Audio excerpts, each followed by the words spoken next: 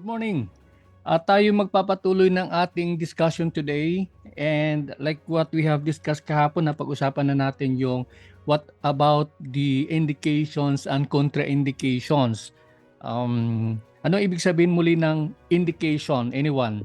Ano po ang ibig sabihin ng indication? Yung pwede hilutin, sir, yung pwede. Ayan, no? Sabi ni Daryl, ito ay mga situation, ito ay mga ayun, situation na kung saan ay pwedeng gawin ang pagmamasahe. 'Yon. Ibig sabihin noon, yun yung uh, nire-recommend ng DOH, no, na mga kung saan ay pwedeng gawa ng masahe yung ating client, no? Indicated, recommended, indicated, 'yon, pare-pareho lang po 'yon. Now, when we talk about contraindication, essentially ito naman ay patungkol doon sa hindi nire-recommend. Ayan. Some people would like to say or would like to emphasize na ito yung bawal. Hindi pwedeng gawa ng masahe. Tama ba 'yon? Opo, sir.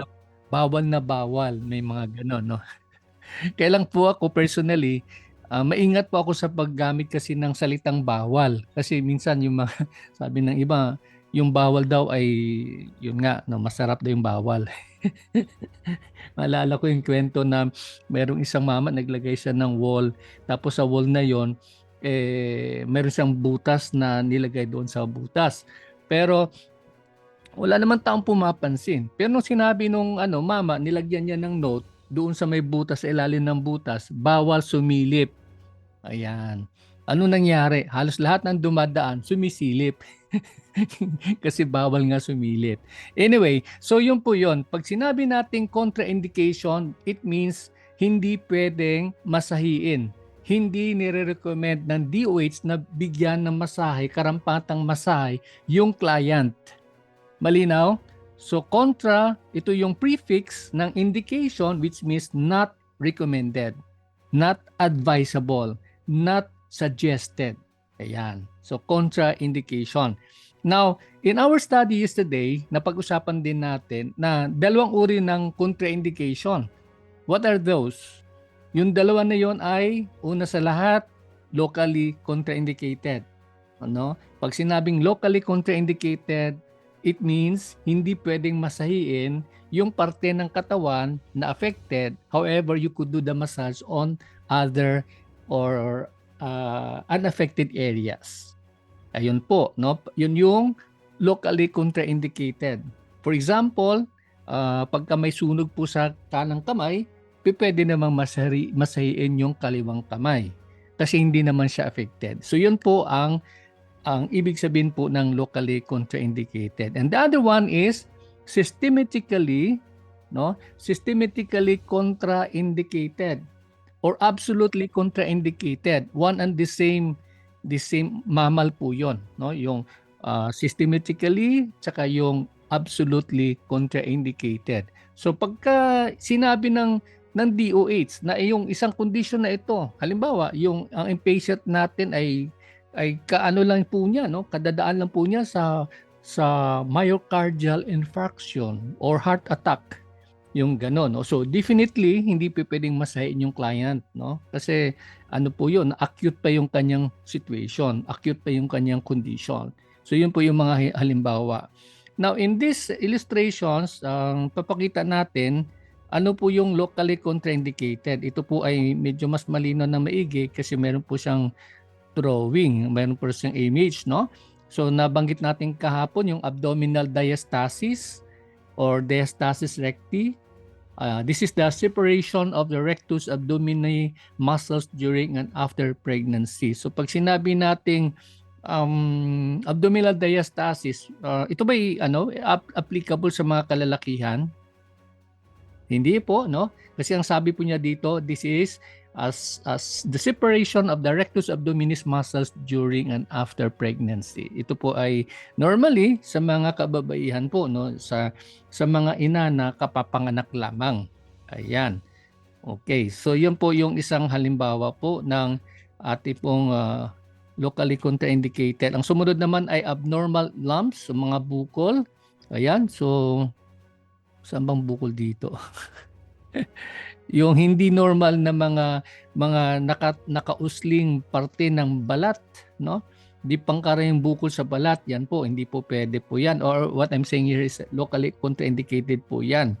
Acne vulgaris, yan. Taghiyawat, yan. Itong mga to, kailangan itong i-avoid. Bakit kamo? Kasi pwedeng kumalat po yung taghiyawat na yan, lalo na kung ito ay induced ng microorganisms. Ayan. Ang sumunod naman ay athlete's foot, alipunga, yang ganito. Yun po yung mga an na yan na sinasabi. Ito po ay makate. So, at pagka ganito po ay tendency po niya pag kinakamot po yan lalo po siyang dumadami. So hindi po yan dapat ginagalaw. Ang sumunod naman ay paltos. Pastol. Paltos o blister. This is a local swelling of the skin that contains watery fluid and is caused by burning, infection, or irritation. So, yan. Ako kasi, paminsan-minsan ay nagkakarpentero po ako. Kompleto po ako ng gamit sa mga dyan. Yun nga, pagka nawili po ako ng kapupukpok mo ng kung ano-ano dyan, minsan nagkakapaltos yung kamay, no? Ibig sabihin nun, hindi naman talaga tayo araw-araw nagmamartilyo, no? Kaya nagkakaroon po ng blister. So ibig sabihin po nun, hindi po yan dapat galawin. Habang nagmamasahe po, iwasan po natin yung paltos na yan. The next one here is bruise. Ayan. Also called a contusion, which happens when a part of the body is injured and blood from the damaged capillaries leak out. No? So, kapag kayo ay nabugbog ng ganito, nagkakaroon po kayo ng bruise, no? Nagkakaroon po tayo ng pasa. Ayan, sabi po ng DOH, huwag nating masahiin po yung parte na yan. Kasi yan po ay dumadaan na po ito sa healing process, no? Kaya hindi po advisable na galawin po natin yung mga parte ng katawan na mayroon pong pasa. Ayan. The next one here is burn or lapnos. Yan. Kung ate pong later on mapag-aralan po natin regarding po sa skin at makikita po natin yung burn po na yan, may mga degrees, no? May first degree, may second degree, may third degree, ganun po yan. Kaya pagka ganitong klaseng hindi po ina-advise ng DOH na galawin po natin o masahiin natin, no? In other words, parang na po yan, common sense naman po, no? Kasi pag nakita pong may lapnos po yan, huwag nating gagalawin. Okay? Ito po ay maaring sanhi po ng init, no? Maaring sanhi po ito ng apoy, probably po yung chemicals, no? May concentration po na chemical na tumama po sa ating balat, nagkakaroon po ng lapnos, or probably through electricity or radiation. Ayan po. So that means locally contraindicated po yan. Ang sumunod naman po ay bed sores. Kailan nagkakaroon ng bed sore? Kapag ang pasyente ay nahiga po siya, siya po ay yun nga, bedridden for quite some time, no? Umabot ng mga linggo, mga buwan even, yung ganon. So yung part ng katawan na yun yung patuloy na madalas yung nakikiskis doon sa ating kama, yun po, nagkakaroon po siya ng bed sore. Ayan. Dubiquitus, debucitus. Nakakabulol. Ulcers. So yan po yun. Ingatan po natin po yan, no? So pagka mayroon pong bed sore, ayan, ganito po itsura po niya, may lapnos po sa anumang parte. Normally po sa puwet po yan o sa tagiliran, no? Na kung ano po yung nakadikit po sa ating kama, yun po nagkukos ng bed sore. Ayan, locally contraindicated. Ang sumunod naman ay pigsa, folliculitis. This is a common skin condition that happens when hair follicles became inflamed. So ang inflammation po ng hair follicle neto ay probably dahilan po sa mga harmful microorganisms. Ayan, ito yun pamamaga po ng mga follicles kaya nagkaroon po ng pigsa. Okay, ang sumunod naman po napag-usapan na rin natin, nabanggit natin kahapon yung bali na yan, no? Fracture and anything that because of trauma nagkaroon po ng bali po sa parte po ng buto, kung ano man yung crack na yan, ano man biyak na mayroon na yan, iwasan po natin, no? Lalo na po pagka ang bali na ito ay ano po, kaano lang po, no? Acute po yung bali na yan, no? Kararanas lang po ng pagkaroon po ng bali. Okay. The next one is, ayan, another form of pigsa. This is carbuncle. Skin abscesses caused by staphylococcal infection which involves hair follicle and surrounding tissue. Almost similar naman po yung kanina na pag-usapan po natin, no, yung inflammation po ng hair follicle. Ito po ay very clear po, ang cause po ng inflammation ay staphylococcal infection. This is a type of bacteria. Ayan. So in other words, ganun din po pag may pigsa hindi pwede. Herpes simplex. This is a contagious viral disease caused by herpes simplex virus. Ayan. Okay? In our study later on ng microbiology, pag-aaralan natin yung iba't ibang mga microorganisms. Meron tayong bacteria, meron tayong virus, meron tayong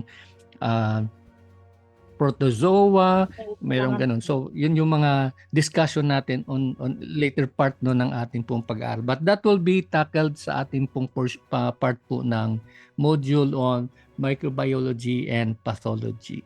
So, pag may herpes, actually, hindi ko nga maintindihan kasi herpes kasi, ang virus is essentially nakakahawa, no? Pero yun nga po, nung sinabi nga po dito is this is locally contraindicated. So kung ano man yung ano na yan, pwede iwasan po natin. Pero nakakatakot pa rin kasi ang hawa-hawa na yan, hindi mo naman kasi alam kung to what extent yung spread ng disease, no, ng virus dun sa katawan ng tao. Anyways, so locally contraindicated po siya. And then, ayan, mga lokal na pamamaga, yan. Yung pamamaga na yan ay probably caused by whatever pain that was present no sa part ng katawan na yan, ng client natin, may init or magkakaroon po ng swelling. But normally po, this is a symptom saying that merong nangyayari po na inflammation, no? And normally caused po yan ng bacteria o ng harmful microorganism. So pag may lokal na pamamaga, huwag natin pong gagalawin. Iwasan po natin. We can move on to or do massage in other part of the body. Okay, ang sumunod naman ay open wounds. Ito po yung mga bukas, ito yung hiwa. Ano po? A break in the skin or an organ or part as a result of violence or surgical incision. So posible po sa pamamagitan po ng trauma, nagkaroon po ng sugat, no? Or sa pamamagitan po ng surgical incision. Ito po yung hiwa po ng mga doktor, no? Ito nakikita po natin, nakatahi po yan. So iwasan po natin po ang open wounds. The next one is pamamaga ng ugat, phlebitis, inflammation of a vein. It often occurs in the leg but can affect veins in other parts of the body. So ito yung pamamaga ng ugat. Para ang kulay po niya may pagka-violet po yan. Ano po? Ayan po, pamamaga po ng ugat. At sabi nga po dito is normally na-experience po yan sa paa, no? Na kung saan ay sensitive, lalo na po kung yung meron siyang merong mga kumbaga may mga portion po doon na nagkaroon po ng infection and then nagkaroon po ng inflammation yung vein, kaya yun namamaga po yung ugat. Iwasan po natin po doon. Okay? The next one is shingles. Okay, ano po yung shingles? Sa Tagalog po, ang tawag po nito ay kulebra. This is a viral infection and causes painful burning skin rash. Yan, shingles po yan, no? Ayan. Hindi po yan yung walang asawa, ha? Shingle po ito. Minsan binibiro ako, ikaw sir, mayroon kang shingle kasi, di ba? Single ako, pero wala akong shingle. Anyway, so this is a viral infection which causes painful burning skin rash. Ayan. So ang kanyang kulay po ay maaring mamula-mula po siya or minsan naman may mga pagka-pinkish, no? Or dark brown. Depende daw sa skin tone, no? Kung ano po yung skin tone ng ating client. So, ayan. Hindi pwede po yung shingle. Iwasan po natin pagka merong ganong klaseng sintomas. The next one is varicose vein. So this is yung, ayan, ang varicose vein is an enlarged twisted vein na kung saan ay ito ay normally nangyayari po sa paa. Sabi po ng mga experts, lalo na pagka spider vein, no? Yung spider vein daw kasi medyo naka ano na siya, nakaulbo na ng husto. Iwasan po natin. Now, in later as we discuss about various conditions, makikita po natin na ito po normally nangyayari po yung ganitong klaseng situation kapag yung dugo ay hindi na po siya makabalik sa heart, di ba? Kung later mapag-aralan natin sa circulatory system na yung dugo sa katawan ng tao mula dito sa puso, mula sa heart, ayan, ito yung heart na yan, iikot po yan, no? Iikot po yan sa buong sistema ng katawan ng tao. Ang problema po pagdating sa paa, no? Pagdating sa paa, yung client po natin nagkaroon po ng malfunction ng kanyang valve. Kasi may valve po yan para makabalik po yung dugo sa heart, no? Para ma-replenish po yung nawalang oxygen at ma-eliminate yung carbon dioxide. Ayun po. So the moment na nagkaroon po ng malfunction sa kanyang vein sa paa, yun na po yun, na nagkakaroon po ng varicose veins. So ang cause po niyan ay yung valvula ay nanghina na po at hindi na po niya makayanan yung presyo po ng dugo na umaatras, bumababa. Kaya po nagkakaroon po ng protrusion dito po sa paa ng ating client. Okay? Ayan. So ang tanong po, meron bang varicose vein sa mukha? Malamang sa malamang wala, no? Kasi ang varicose vein ay normally po nangyayari lamang po sa bandang hita o sa bang paa, lower leg. Okay. Another one is the wart o kulugo. This is an infection caused by a human papilloma virus or HPV. Okay.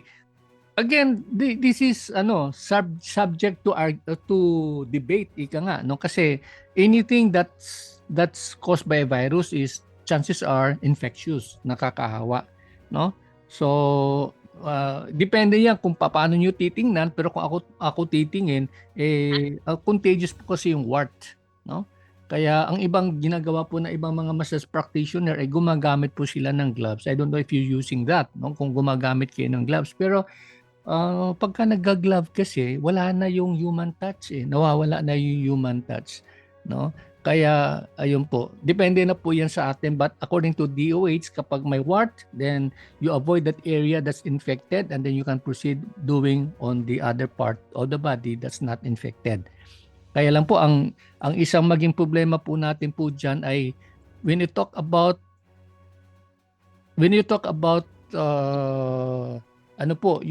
yung wart na yan, ang massage clinic po natin, ang massage room po natin, katulad po ng nandito sa image na to, sa illustration, hindi naman maliwanag, di ba?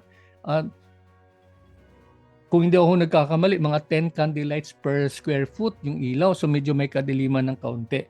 Kaya hindi po natin nakikita, no? Kaya para naman maproteksyonan yung ating sarili sa mga ganitong mga bagay na pwede tayong mahawa and then pwede natin mahawaan yung ating mga mahal sa buhay, kinakailangan po tayo maghugas ng kamay before and after any massage session.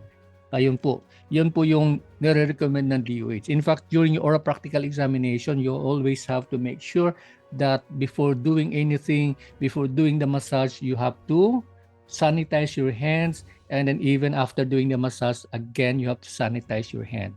Ang ibig sabihin lang po noon, we have to be conscious na posible tayo mahawaan ng anumang mga harmful microorganisms, lalo tigit pag hindi po tayo nagkaroon po ng pag-iingat. Okay?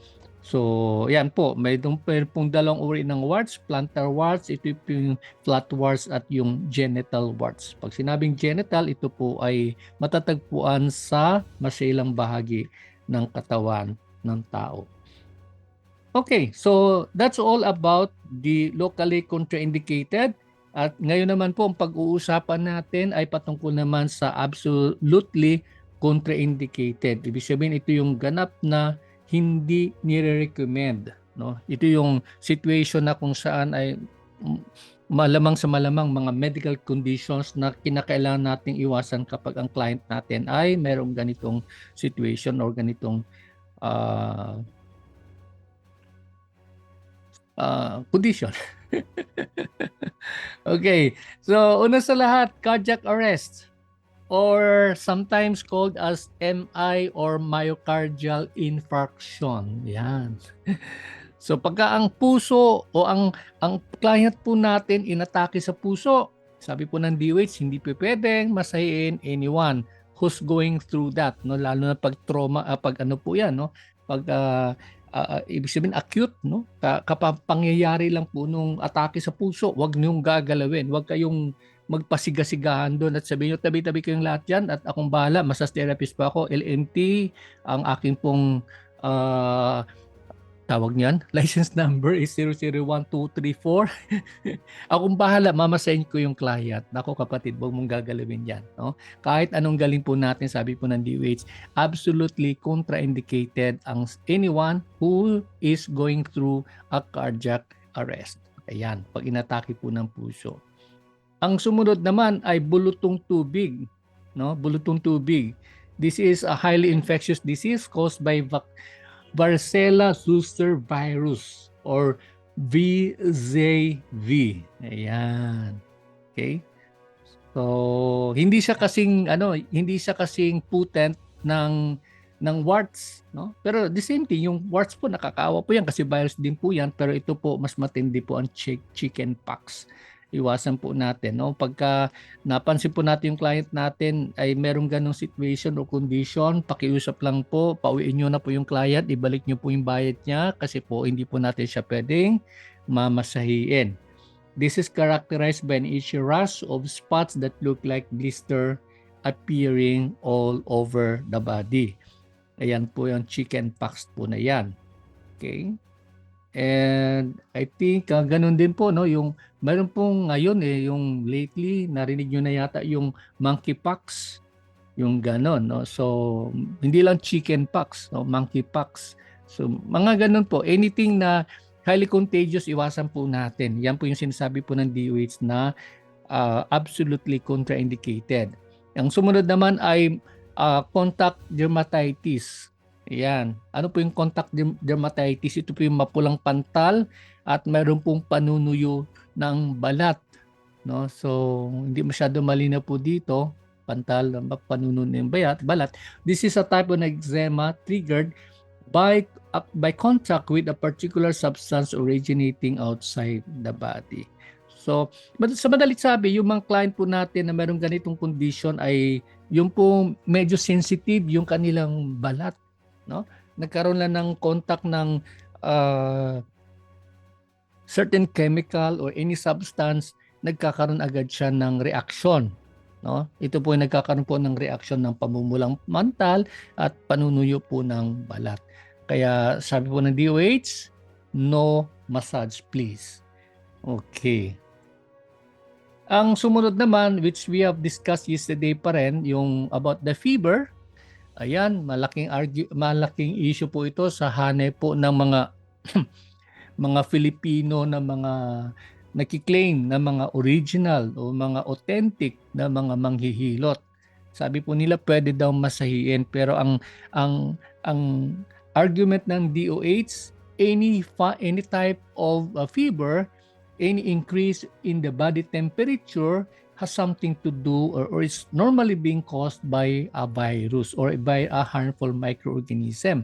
Kaya sintomas po yung pagkakaroon po ng lagnat kasi po yung katawan po natin ay nagre-react doon sa presence po ng mga harmful microorganism at yung ating pong antibodies po ay nakikipagdigma laban sa mga harmful microorganisms. Kaya nagkakaroon po ng pagtaas ng lagnat, no? Nagkakaroon po ng pagtaas ng body temperature at nagkakaroon po ng lagnat. DOH says, no massage please. Okay? This is absolutely contraindicated. German measles. German measles. Okay, nakabulol-bulol na tayo. Tigdas, yung tinatawag na tigdas hangin. This is caused by a highly contagious na virus, rubella virus ang tawag niyan, at ito'y kumakalat sa buong katawan at nagkakaroon ng discharge, no, yung tulo ng sipon sa ilong, at nagkakaroon po na infection dun sa lalamunan po ng ating pong client.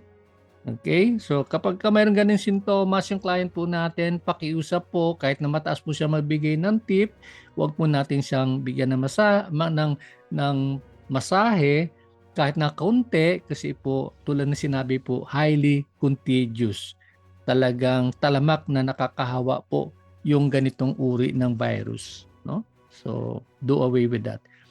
Yan, yung sunod naman ay gout o piyo. Piyo bang paano ba yung mga Tagalog dyan? Piyo to, no? Piyo. Hindi ko alam eh. Basta nakita ko lang na piyo po yan. Hindi ko lang kung tama yung pronunciation, no? Kung piyo o piyo. Piyo o piyo. This is a form of acute arthritis that causes severe pain and swelling on the joints. Yan. Pagka mayroon pong presence po ng gout o ng piyo, yan. Hindi, wag ho nating masahin yung client, kasi po sabi po sa English, it will exacerbate the situation, no? Pwede pong lumala yung sitwasyon, kaya ingatan po natin, no? Ano po yung cause po niyan? Yung pong mga kababayan po natin na mahilig pong kumain ng laman loob, yung mga ganon, no? Mahilig kumain ng mga pinagbabawal para dun sa mga may arthritis, no, kasi tumataas yung uric acid. Tulad halimbawa nung mga any legumes, no, or katulad po ng mga munggo. Ay naku, nakasarap-sarapan naman yan.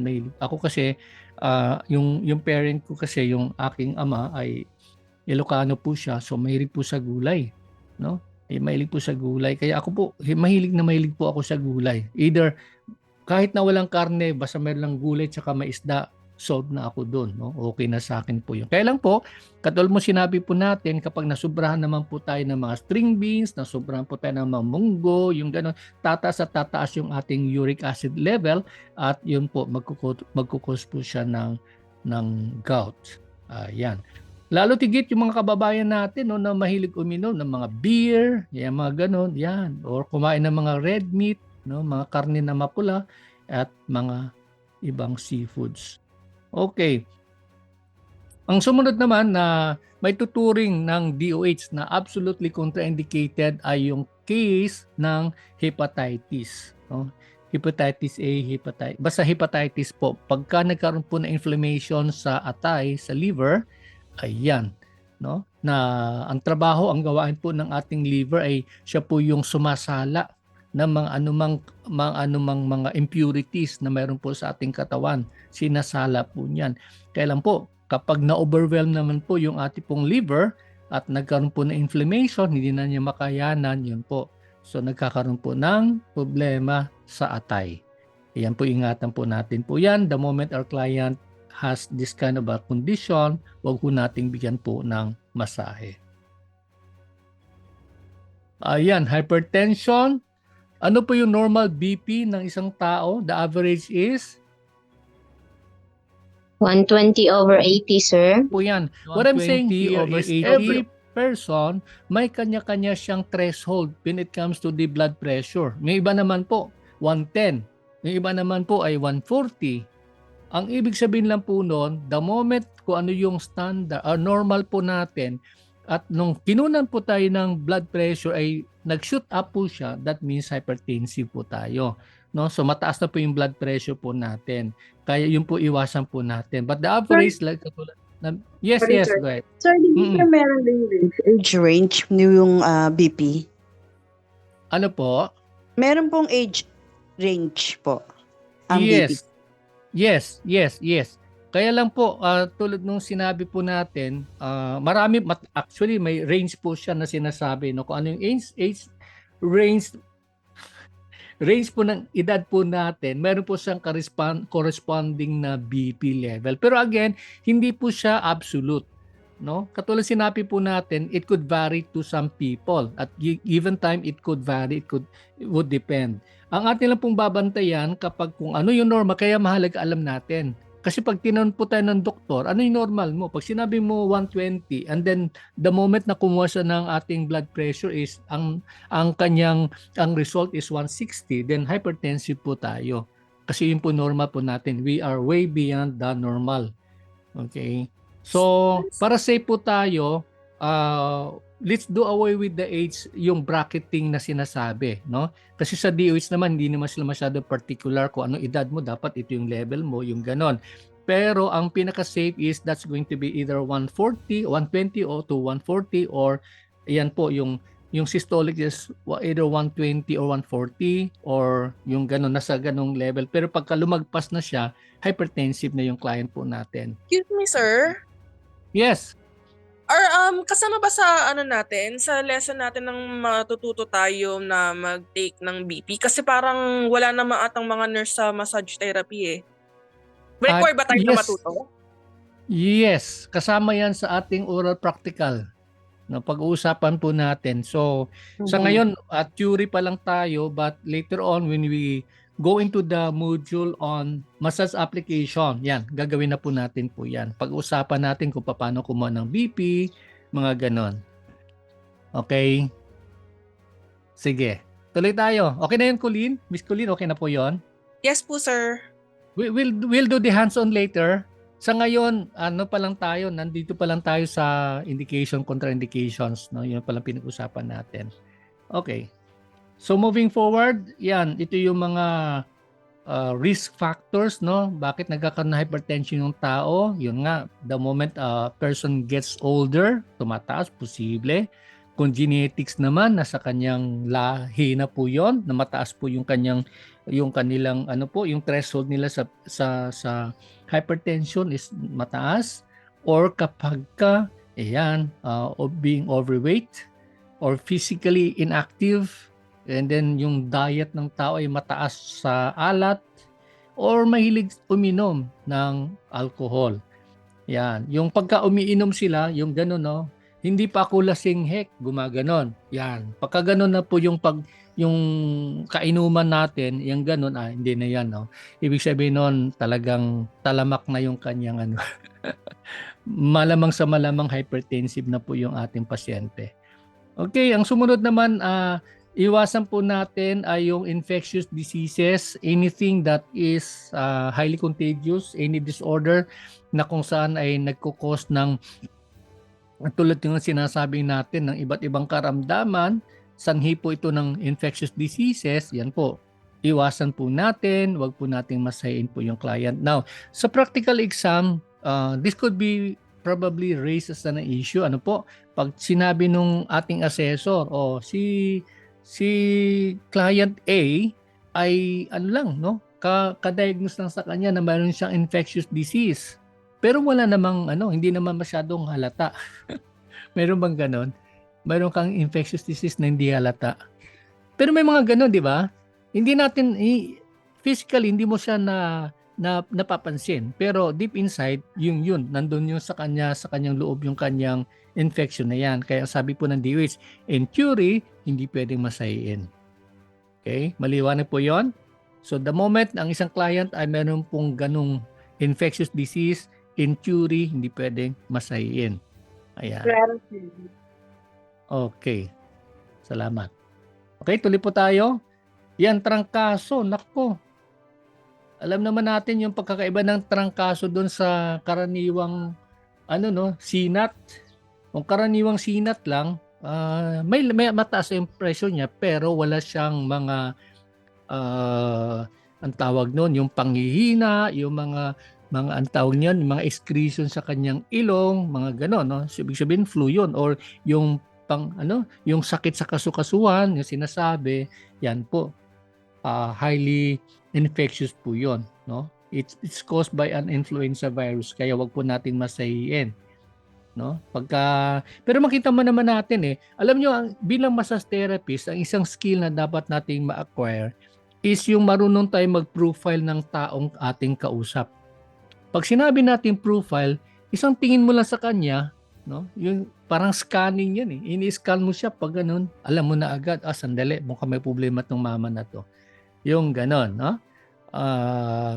Lalo na kung hindi pa siya pumapasok sa loob ng massage room. Pero ang problema kasi minsan sa mga ibang spa, yung setup po kasi ay nakadapa na po yung client at saka tatawagin yung therapist para mag-massage. So wala na siyang idea kung ano yung physical condition ng client.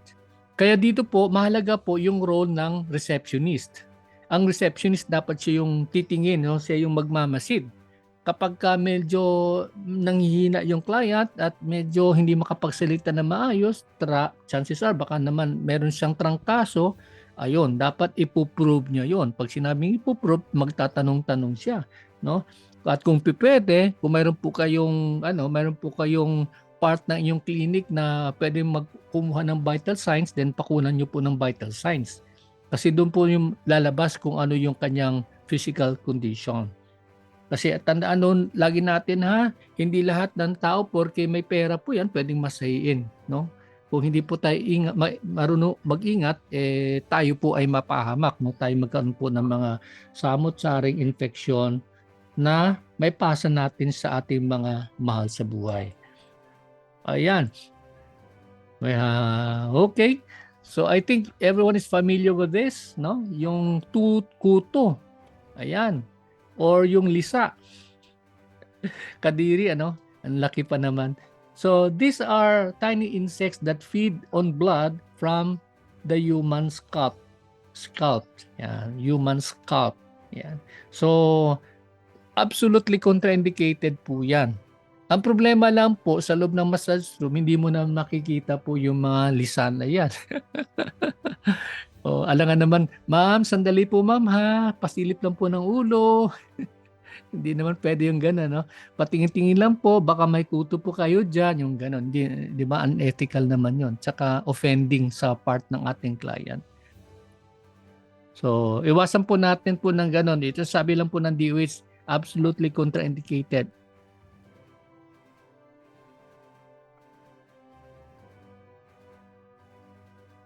So, yan. Ang sumunod ay liver cirrhosis, sakit sa atay. Ito po yung pagkakaroon po ng pilat, no? Pagkakaroon ng pilat doon sa liver. At ito po ay sanhi po ng excessive na pag-inom ng alak or pagkakaroon po ng hepatitis infection or fatty liver, no? Caused by obesity, sobrang bigat ng katawan at even diabetes. No? So yun po, pagka ang client po natin ay mayroon pong liver cirrhosis at ito po yung kanyang manifestation po niyan, pagka manilaw-nilaw yung kanyang mata, chances are mayroon po siyang liver cirrhosis, iwasan po natin. Huwag po tayong magbigay ng masahe doon sa client. Okay? Migraine, pananakit ng ulo. This is a type of a headache that is caused by severe throbbing pain. Pag sinabing throbbing pain, matindi yung yung pain na yan, no? Yung parang maramdaman mo yung parang yung pain na yan, may pulso siyang sarili. No? At nangyayari po yan either side of the brain. Parang sir yung brain freeze or sometimes parang nangingilo or tama nga ba yung sinasabi kung nangingilo? Parang hindi po to pangkaraniwang hindi po yung karaniwang sakit lang ng ulo kasi minsan 'di ba pag stressful tayo o nasa stressful situation tayo, sumasakit yung ulo natin. Pero yung migraine po kasi, this is a type of a condition na talagang grabe yung kanyang yung maramdaman mo yung throbbing pain, no, yung sobrang sakit sa ulo, either on one side of the brain. At ang kanyang manifestation na lalo pag migraine po siya ay tumatagal ng ilang oras hanggang ilang araw. So matindi po, no? Kaya iwasan po natin kapag ang client po natin ay na declare na meron po siyang migraine o minsan naman siya mismo nagsasabi na may migraine po siya, wag po natin siyang bigyan ng massage. However, ang atin naman po rito, ito atin-atin lang ha. Ang atin po, these are guidelines coming from DOH. Kaya lang po kuminsan naman, hindi naman natin kailangan pang mag-perform ng mahaba, no? Yung lang mabigyan mo lang siya ng soothing massage, nakakatulong na po 'yun sa client. Kaya lang po, in our context ng ating pag-aaral, this is for the examination. Kaya pag na-mention po na patungkol sa migraine, absolutely po nasa isip natin, hindi po pwedeng masahin. But in reality, ano na po yun, judgment call na po natin, lalo na kung nagmamakawa na yung client. I remember nangyari po yan nung years ago, pinadala po kami ng Department of Tourism sa isang international fair sa Dubai. No, nung pinadala po kami roon, nagkaroon po ako ng client, no, ano po kasi, we are not allowed to collect fees but we are allowed to accept donations. Ayan. Yun po yun, no? Parang finiture po yung nung booth na yon ng tourism, hilot. Kaya lang po ang kinalabasan po ay parang nagkaroon po kami ng mga chair massage, yung mga ganun-ganun. So, what I'm telling you here, what I'm saying here is that there was a client of ours na talagang nagmamakaawa siya. Literally ang laking mama, laking tao po, no? Nagmamakawa na bigyan siya ng massage, yung ganun. At nung nagawan po namin ng massage, tuwang-tuwa po siya. No? Niyakap-yakap po kami, nagpasalamat po siya. So what we're saying here is may mga taong ganun yung condition nila. Pero kapag ka na-detect po natin na migraine po yung kanyang condition, technically, sabi po ng DOH, huwag nating galawin po yung client na yan. Because we do not know yung kanyang, sabi nga, underlying condition. No, baka mayroon pa siyang ibang malalimang condition at lumala, yari po tayo pagka nagreklamo po yung client. Okay? Ayan, multiple sclerosis. Ito yung sakit sa utak at gulugod, no? Or sometimes called as MS. At ito yung condition na apektado po yung brain at spinal column ng ating pong client. At it could be caused by a lot of other iba-ibang causes po siya, no? So that means kapag alam natin na diagnose yung client po natin na may multiple sclerosis, no, ibig sabihin nun ay ingatan po natin, iwas po yung massage sa client po natin. Okay? So yun po sa MS. The next one is yan. Becky 1, Becky 2, yung mga ganon. So abnormal yung kanyang yung figure, yung kanyang image no ng client po natin na may Becky, and this is a viral disease caused by paramyxovirus characterized by swollen saliva glands on the side of the face. Pasensya na po sa spelling, no, hindi ko po naayos po 'tong spelling na to. So pagka hindi po normal po yung kanyang yung part ng katawan na to, meron po siyang Becky, meron po siyang mumps, halatang-halata naman po yan, iwasan po natin. Huwag po tayo magbigay ng masahe po sa ating client. Lalo na pag na-diagnose po siya na mayroon pong mumps o mayroon po siyang Becky. Ayan. Ayan, no? Ito, karaniwan po sa mga, lalo na po sa mga kababayan natin na medyo may edad, no? Yung atake po ng pneumonia. This is yung nasa acute stage po yung inflammation na yan, no? Na kung saan ay yung inflammation, nagkaroon ng inflammation sa air sacs, no? Ito po yung sa bandang lungs at apektado po yung buong dibdib. Yun, ingatan po natin, no? Kasi alam naman natin na serious medical condition po ang pneumonia, no? Kadalasan po pagka hindi naagapan ito ay ito po ay sumasanhi po o ito po ay nagbubunga po ng kamatayan ng ating client. Okay? So ayun po ang mga talakayin po natin. Hindi na ako maka-atras. Ayan. Ayun po yung ating pong discussion about the indications and contraindications, at parang lang natin, no, parang ni-rehash lang natin yung ating napag-usapan kahapon patungkol doon sa iba't ibang mga dapat nating iwasan particularly pagdating po ng masahe. Again, as we have been mentioning na ang masahe po napaka-tremendous ng kanyang effect, napaka-tremendous ng kanyang benefit na inadudulot sa atin, lalo na sa ating clients. But however, like what we said, there's always an exception to the rule na sinasabi.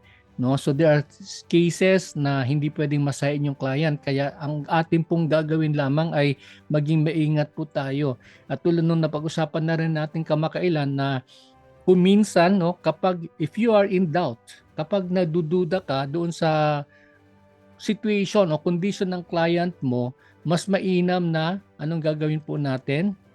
Mainam na tayo po ay magpapirma sa kanila po ng waiver. Ayun po yung pinakaano po natin. Pero at least kahit papaano, meron na tayong working knowledge. We already have an idea kung ano yung gagawin po natin given the condition. Ayun po yun. No? So at least alam na natin kung ang pagmamasahe pwede sa isang client natin, pwede siyang gawan po ng locally, pag locally contraindicated, pwede nating iwasan yung affected area and then we can proceed with the procedure. And pag alam naman natin na nag-fall siya within the purview ng sinasabi ng DOH na highly no, yung absolutely contraindicated, meaning to say wag natin siyang mamasahiin, iwasan po natin. Now, in practical, in application po, ito po yung dilemma natin kasi there are times yung client po natin, di ba? Minsan nag-insist po sila Alam nila na hindi pwede. Alam nila na na maari na educate na natin, sinabi natin contraindicated. However, there are times that they would insist. So ano yung gagawin po natin? Kapag sila na mismo nag-insist na bigyan sila ng masahe, even if we already knew, even if we are fully aware na ang kanilang condition ay posibleng magkakaroon po ng complication, ano yung ating gagawin? Anyone? Daryl, Papirmahin na lang siguro ng waiver talaga, sir. anong gagawin mo, Daryl? Papirmahin ng waiver, sir. Papirmahin ng waiver. So, ibig sabihin nun, pagka nag-insist siya, ilabas mo yung waiver, isalpak mo agad sa mukha niya, o ito, pirma mo yan. Ganun ba yon? Ha? I-deny na lang siguro, sir. Talagang ayaw na lang talaga. Okay. Sige po. Sino pa pong... Oh, yes, go ahead. Sino po yan? Ako po, sir. Si May po. Si May. Sige, May. Ano po, ang tingin mo? ipakonsult muna sa doctor, sir. Sa doctor nila, sir, kung okay po ba na i-massage sila o hindi po. Ayan, no? So that's another option, no? Yung sinabi ni Daryl, papirma ng waiver. Ang sabi naman ni May, pakiusapan na magbigay sila ng medical clearance. Tama 'yun, May, no? Magbibigay sila ng clearance na pwede silang masahiin. Tama? So ano po, tama po 'yun. Okay po yung sinabi ni May. Kaya lang po, paano natin i-manage yung ganon? Kasi ito po yung actual, no? Kasi number one, lalo na kung ikaw ang spa owner, di ba? Ang iyong iniisip is, siyempre, paano yung kita ng aking business? Kung lahat na lang, ganun na lang, no? Wala na magpamasahe because they have their underlying condition. Yeah, So, excuse me, sir. paano natin ito i-apply in such a way na hindi mawalan ng gana sa atin yung client natin, babalik din po siya. Paano yung approach? Ano po, Sir, sir? actually- Yes, go May. Balik, May. Sige, May. Go ahead. Ano po, sir? Bibigyan na lang po sila ng massage pero mild lang po.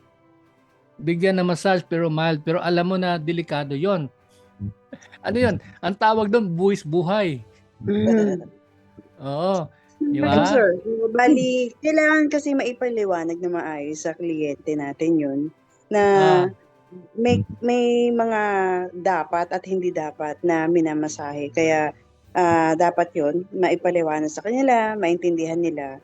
Once they insist, ando na yung pipirma ng waiver or they need to mayroon sila maipakita na certificate na yun na pwede. Ayan. Yan ang gusto kong marinig. Tama naman yung nabanggit kanina ni Daryl tsaka ni May, pero ang human element kasi, yung factor kasi na kailangan ma-appreciate niya yung bakit natin hindi bibigyan ng masahe. Dapat yun nga, tulad na banggit din ni Sam at yung iba kanina, ah, kailangan i-explain natin. We have to explain it such a way na hindi nila mafe-feel na para silang rejected. Kasi pagka minsan, 'di ba, pag dininay natin yung massage treatment, parang feeling na iba rejected sila eh, no? So, nagkakaroon ng malaking problema po 'yun. However, kapag ka na-explain na maayos, okay, no? Kasi at least na-appreciate niya, no? Na number one, alam niya yung kanyang therapist is may may alam niya yung ginagawa niya. Number two, syempre, i-factor in natin yung human side ng client. Kasi kaya nga sila pumunta sa spa di ba? Like kung sinasabi pa nga paminsan-minsan, pagka ang client natin pumupunta sa spa, normally, ang kanilang pagmumukha ay mukha silang pasas. Di ba? Nakaganon yung mukha nila kasi lamog sila Gusto nila magpahilot, gusto nila magpamasas para ma-relax. Tama ba yon? No? Ngayon, nireject natin. Ay, hindi pwede po. Meron pala kayong underlying condition. Baka mamaya lumala po yan. So, pagka ganun po yung approach natin, baka siya madidepress. Pero kapag katulad ng sinabi ni Amy, tsaka sila ni Sam kanina, kapag in-explain natin na maayos, pinaliwanag natin na mabuti, at pinakita natin yung care and concern natin sa client, madali niyang tanggapin. Madali niyang tanggapin. Okay? Pero tulad ng sinabi ni May kanina, pwede naman, bigyan mo ng kunting massage sa likod, yung ganon. Yung parang pang-soothing massage, pwede po yon. Kaya lang po, yun nga, dapat maging maingat po tayo. Ngayon, saka lang papasok yung sinabi ni Daryl na waiver, kapag mag-i-insist siya, at alam naman natin, no, lalo na kung yung request niya specific, no, lalo na sabi niya, dito po, hagurin niyo po dito, yung mga ganon, no. So that is already a no-no for me, no. Lalo na sa DOH. Kaya to protect ourselves, no, we have to i-release na natin, ilabas na natin yung ating waiver para papirmahin sa kanya. But again, ingat pa rin tayo, no? Kasi alam na natin delikado Ingat na rin tayo. Kaya yung tulad sinabi ni May, light massage na lang, no? Para lang ma-soothe lang yung kanilang anumang kanilang pain na nararamdaman. Okay? So any other input? Okay na yun. I think I like that kind of a strategy. Kailangan lagi na i-factor in natin. Tama tayo. Yes, we are correct. Yes, this is the right thing to do. Yes, this is what DOH says. Pero yun nga, when it comes to application, always try to empathize with our client. No? Para Ang tanong lang kasi dyan minsan, aywan ko lang po kung naranasan po natin sa ating mga spa, ang problema lang kung ang ating mga receptionist ay hindi ganun ka-sensitive. Yun yung problema po doon. Kasi pag hindi sensitive yung receptionist po natin, wala lang, no? Para lang okay lang yung ganun. Hindi siya sensitive sa need ng client. Magkakaproblema tayo ng bagya. Yes, Ma'am Tin, go ahead. Hi, good afternoon, Sir Benji. Question lang. Kasi Yes, 'di ba, yung like I go for massage for relaxation lang or kaya kapag ka may masasakit na muscles ganyan. Pero yung massage experience kasi differs from therapist to therapist. Ang question ko would be, ano yung ideal na dapat maramdaman ng client during and after the massage? Kasi I had experience na napakasakit nung paraan ng pag-massage niya. Pero kinabukasan, wala akong naramdamang pain sa katawan. Pero meron namang bahagyang masakit lang yung paraan ng pag-massage niya. Pero kinabukasan para akong nabugbog. Okay. Lamog. Nalamog. Lamog. Okay. Yeah. Taking cue from what you said, hindi pare-pareho naman talaga. Wala namang, sabi nga ng ibang mga experts no one is, there's always that peculiarity ng tao. Wala pong pare-pareho. Yung massage natin kay A, hindi pwedeng pareho kay B. Okay? Iba-iba yung yung threshold level ng pain, iba yung enjoyment level ng isang tao. May kanya-kanya po yan. Tsaka even yung sa part ng katawan. There are times na ako mismo, mas gusto ko yung minamasahe ko sa may dito sa may forearm, lalo na if I go into long drive. Type ko dito, ang sarap-sarap dito, no? Sarap dito, no? Kung high na. But there are times naman, back naman, no? Kung matagal ka na upo sa chair, ang sarap ng back, no? Yung back massage. So, taking that cue coming from you, Tin, tama po yung sinabi mo na iba-iba yung level po ng satisfaction ng tao. Kaya nga po ako personally, lagi kong i-emphasize kapag ako nagtuturo, there are times kasi yung client, tayo pag nagpamasahe, minsan tinatamad ka na magsalita, no? Sir, kumusta po? Wala na, parang ano. Pero pagka mayroon kang hand signal, doon niya malalaman eh, no? Pero dapat i-introduce natin sa client natin, no? Pagka masakit po ang pressure, cleanse fist. Kapag kulang yung pressure, close open. Pag okay naman, thumbs up sign. Ganun lang. So, without saying a word, ganun ka lang ng kamay mo o ganun ka lang, alam ng client mo, ng therapist mo or nakaganon ka, ibig sabihin, go ahead. Ang sarap nun, okay sa akin yon. Yung ganon. Kasi, yun nga sabi ko, yan yung warning ko sa mga estudyante ko for many years. Sabi ko lagi, wag na wag kayo mag-assume na okay yung masahin nyo. Always ask your client. Because the client is the one that's receiving the massage. No? Siya yung makapagsasabi, okay ba yan? Masarap yan? You continue on with that? Or stop? Yung ganon. Kaya mahalaga yung interaction natin sa ating client. Otherwise, kapag katulad ng sinabi ni Tin, yung nagmamasahe, assuming na siya, okay na sa iyo yung ginagawa niya, at the end of the day, nagkaroon ka ng lamog sa katawan mo, hindi ka na happy noon, no? Para bang ayaw mo nang bumalik doon sa spa na yon. Yung ganon. Kasi po, ang business is business eh, no? Ang kailangan natin i-consider lagi yung return client natin, babalik at babalik po siya. Kaya po yung pagmamasahe, hindi lang po yung humahagod tayo eh. Dapat marunong tayo makiramdam at alam natin kung paano mag-interact na maayos sa ating client. Tama ba 'yon? No? Tama, sir. Answer your Sir, actually, question? opo, Yes, sorry. Ems. Go ahead, Ems. Sorry. Well, actually, sir, you have to feel, yun nga, kailangan maramdaman mo yung client mo. After ng session, kailangan relief, kailangan cured, yung healing, yung kanilang matatanggap, hindi yung pagkatapos ng massage ay parang pakiramdam nila, parang baliwala at minsan pa worse ang nangyayari. Yun po Yes. yun. Yes.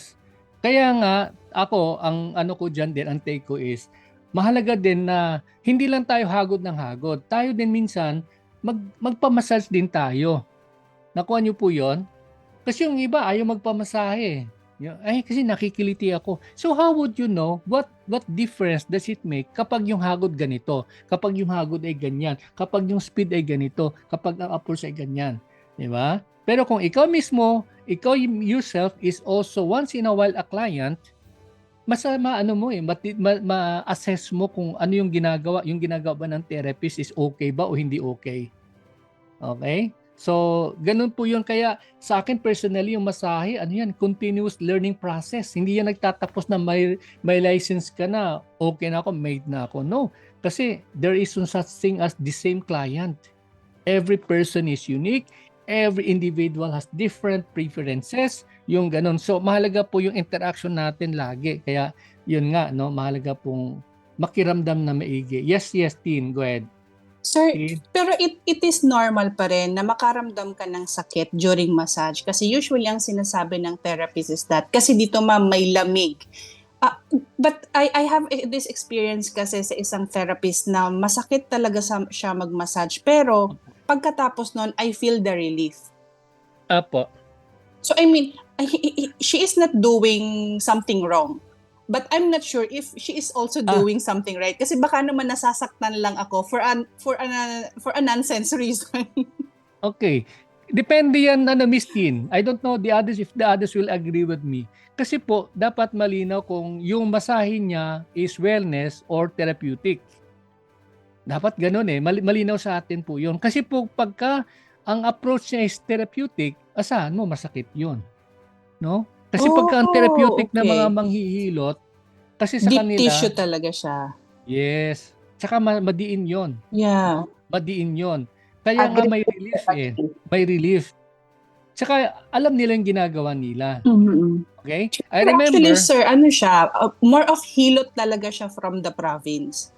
Pero Yun. the best hilot I've experienced. Ayun, yun yung sinasabi natin. No? Ang ibig sabihin nun, alam niya paano niya tawag nun, yung tamang manipulation.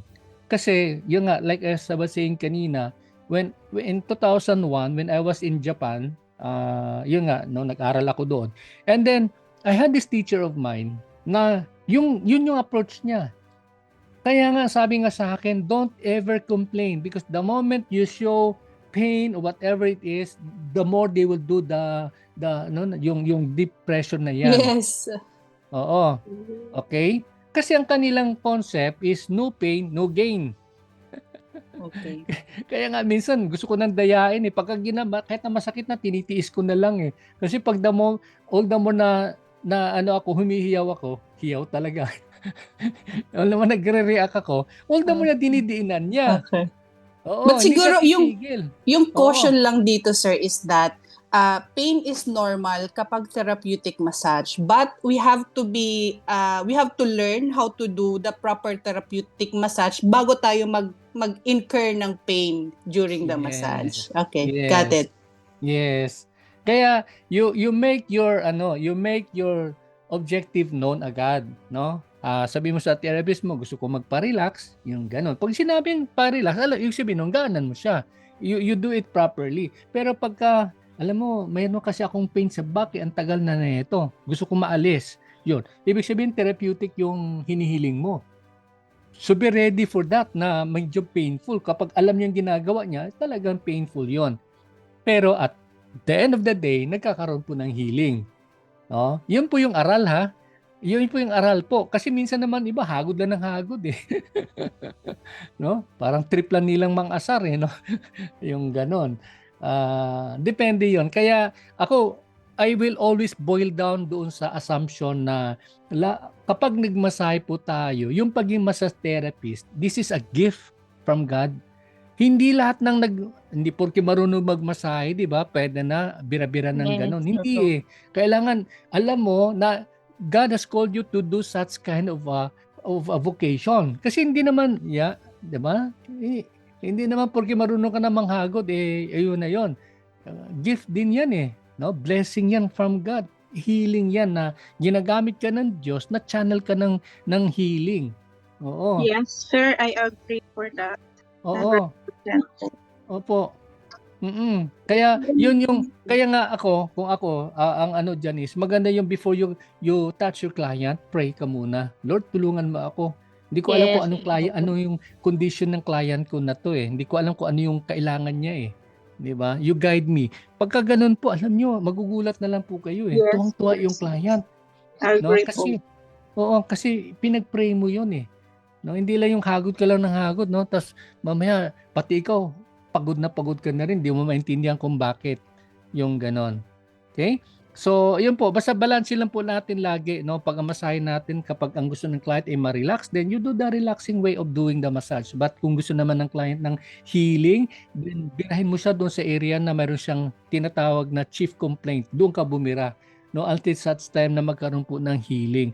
But at the end of the day, kailangan mag-pray tayo na para tulungan tayo ng Diyos na yung ating masahe is going to be, meron siyang talaga, malalimang effect o benefit sa ating client. Ayun po yun. Okay? So, wala nang karagdagang tanong, wala nang other inputs. Our time check is 1:08. Kung wala na po, maraming salamat, and then continue on tayo sa ating pag-aral by tomorrow. We're done with the we discussed already the indications and contraindications. By tomorrow, pag-usapan naman natin yung mga issues and concerns about what is wellness massage and what is therapeutic massage. Ayan. So dito natin titinan at pag-aralan na maigi. Okay. I would like to make an announcement, by the way, before we go. Sa lahat po ng mga visually impaired na po natin, estudyante po na nandito sa class na to, kasi po meron papasok po 10 mga visually impaired from Gensan. I-announce ko po kasi na-mention ko dati, na magkakaroon kayo ng hiwalay na session. But I realized na yung ating system sa ngayon ay kaya niyang umabot ng kahit na 100 students. So para hindi na tayo magkaroon ng dobleng pagtuturo, isasama na rin namin kayo sa regular program. And then, ang point person ninyo si Miss Che, magbibigay lang po ng announcement kasi for Jensen people na inisponsoran ng local government ng Jensen City Hall ng ating butihing mayor na si Mayor Pacquiao, magkakaroon po tayo ng face-to-face meeting orientation, no? Pero yun na, tuloy-tuloy po kayo dito sa ating program. So yun lang po, kung wala nang ibang concern, maraming salamat. Thank you for your time and for your very good inputs sa mga shinare po ninyo. Salamat po sa inyong lahat, and continue on by tomorrow. Our next topic would be about differentiating wellness as against therapeutic massage. Yun po yung ating pong pag-uusapan. Maraming salamat. Arigato, God bless. God Salamat, bless. sir. Thank you. Salamat, sir. God bless. Salamat po. Mayong hapon. Magandang hapon sa lahat. Salamat. Okay po.